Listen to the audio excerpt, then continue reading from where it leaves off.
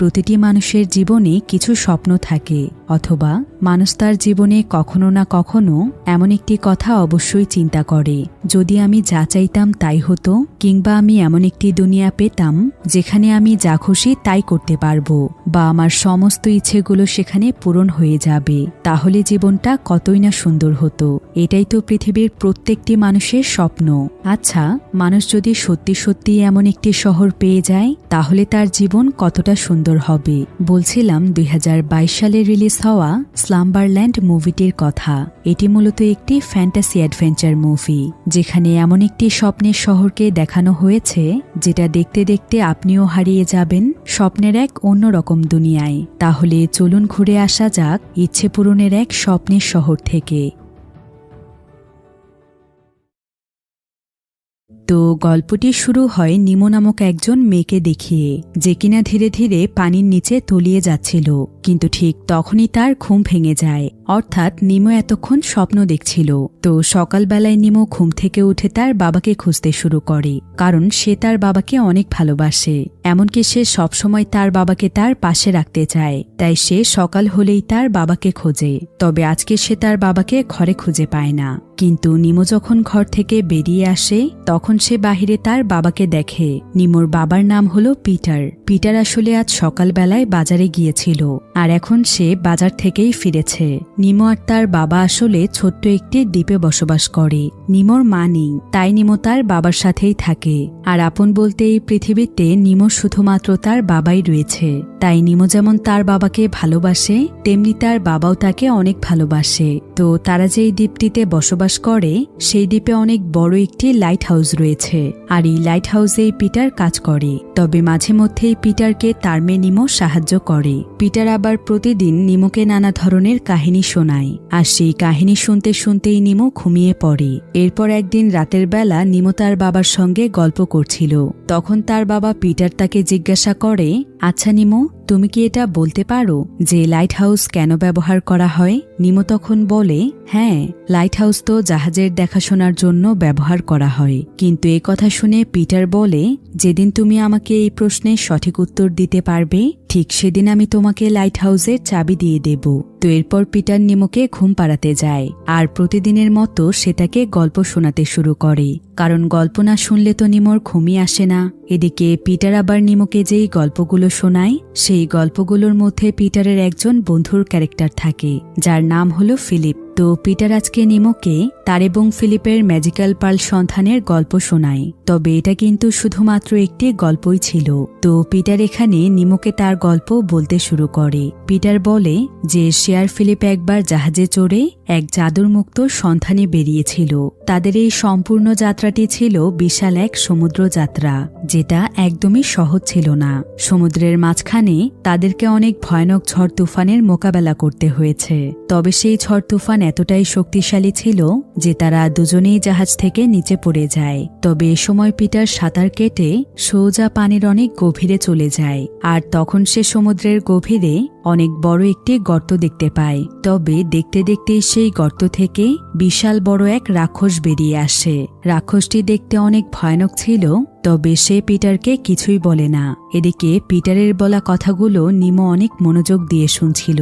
সে আসলে প্রতিদিন গল্পগুলোকে এতটাই মনোযোগ সহকারে শোনে যেন সে নিজেই সেই গল্পগুলোতে ঢুকে যায়। কিন্তু ঠিক তখনই পিটারের ফোনে একটি কল আসে, আর পিটারকে তখন জানানো হয় যে আজ রাতের বেলা সমুদ্রে বিশাল এক তুফান আসতে চলেছে। তাই তাকে আজকে রাতে ডিউটিতে থাকতে হবে, যাতে করে কোনোভাবেই সমুদ্রে কোনো জাহাজের ক্ষতি না হয়। তাই এখন তো তাকে ডিউটিতে যেতেই হবে। তবে পিটার তার মেয়ের জন্য অনেক চিন্তিত ছিল। তাই সে নিমোর কাছে এসে ঝড়ের ব্যাপারে তাকে সতর্ক করে, আর সে তাকে খুব সাবধানে থাকতে বলে। এরপর সে নিমোর কপালে একটি চুমু দিয়ে বাড়ি থেকে তার ডিউটির উদ্দেশ্যে রওনা হয়। তবে তখন থেকেই বাহিরে বৃষ্টি শুরু হয়েছিল। কিন্তু নিমো আর পিটার যেই বাড়িতে বসবাস করে, সেটা ছিল দ্বীপের একদম মাঝখানে অবস্থিত। তাই তাদের বাড়িতে বিপদের কোনো আশঙ্কাই ছিল না, যার ফলে পিটার নিমোকে নিয়ে অনেক অনেক নিশ্চিন্ত ছিল। এদিকে নিমো তার রুমে চুপচাপ ঘুমিয়ে পড়েছে। তবে মাঝরাতে হঠাৎ করেই নিমোর ঘুম ভেঙে যায়। নিমো দেখে সে একটি অদ্ভুত জায়গাতে চলে এসেছে। আর যখন নিমো সেই জায়গা থেকে বাহিরে আসে তখন সে দেখে সেখানে প্রচুর পরিমাণে তুফান হচ্ছে। আর এই তুফানটি এতটাই শক্তিশালী ছিল যেটা চারিদিকে সবকিছু একদম তোলপাড় করে দিচ্ছে। এমনকি তুফানটি তাদের দ্বীপের লাইট হাউসেও আঘাত এনেছে, যার ফলে নিমো এই তুফানে তলিয়ে যায়। সেই সাথে তাদের লাইট হাউসটি ভেঙে পানিতে মিশে যায়। এদিকে নিমো স্রোতের সঙ্গে ভাসতে ভাসতে সমুদ্রের একদম গভীরে চলে আসে।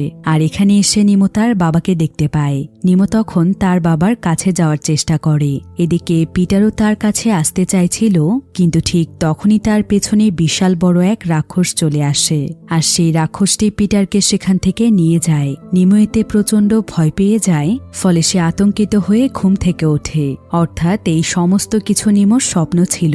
আসলে নিমোর বাবা পিটার তাকে যেই গল্পগুলো শোনায়, নিমো সেই গল্পগুলো নিয়ে সবসময় চিন্তা করে, যার ফলে সে এই ধরনের স্বপ্ন দেখতে পায়। তো ঘুম থেকে উঠেই নিমো যখন বাহিরে আসে তখন সে সেখানে তার বাবার একজন কলিগকে দেখতে পায়, যার নাম হলো ডেভিড। ডেভিড আসলে নিমোর কাছে এসেছে।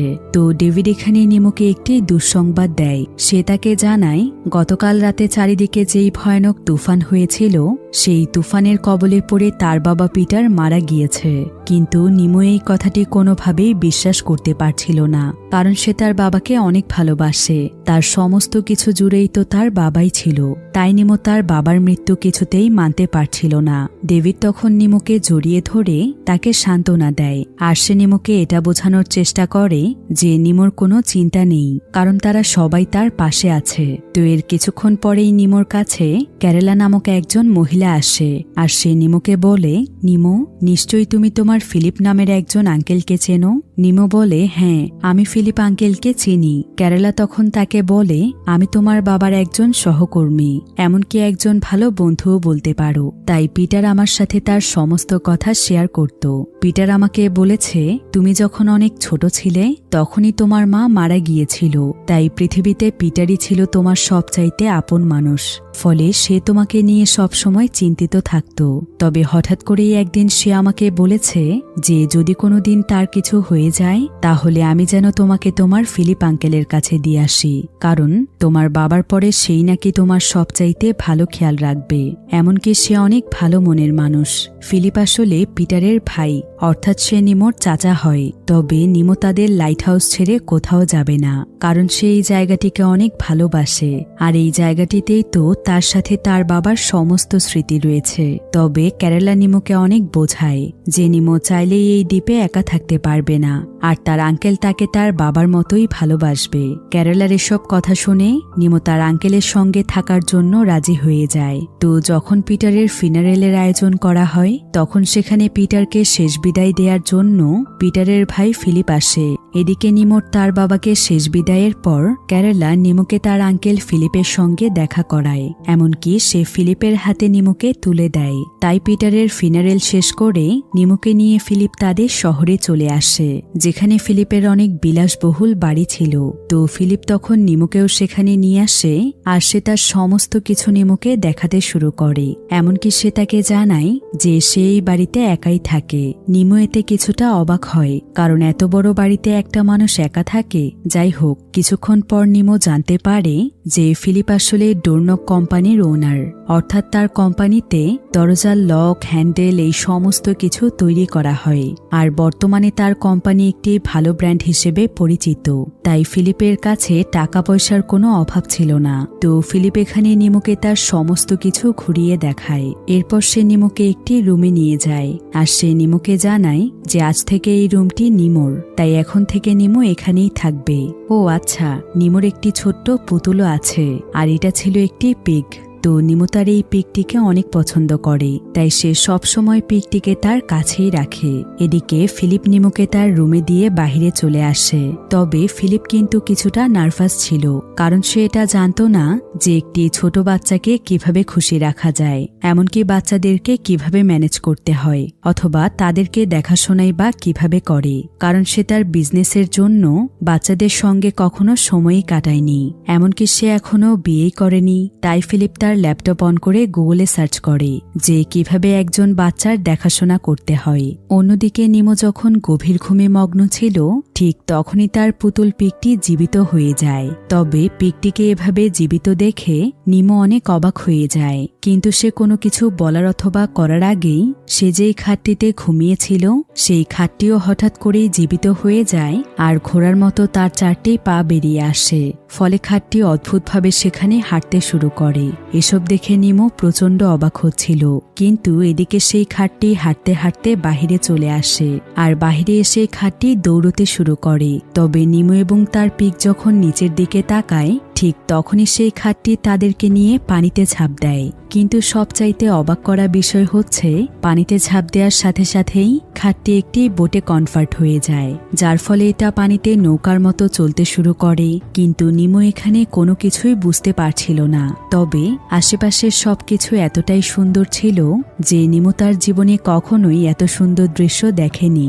এখানকার সমস্ত আকাশ জুড়ে যেন রঙের মেলা বসেছে, আর এই রঙগুলো যখন স্বচ্ছ নদীর পানিতে প্রতিফলিত হচ্ছিল অলিভিয়া বুঝতে পারল যে সে যা ভাবছে সেটা কিছুই নয় যদি সে নিজেই একে বাস্তবে না রূপান্তরিত করতে পারে। তাই সে সিদ্ধান্ত নিল সে এক অভিযান শুরু করবে। সে যেভাবেই হোক সমাজের অভাবগ্রস্ত মানুষদের জন্য কিছু করতে চাইবে। তবে তার পথ সহজ ছিল না। শুরুতে কেউ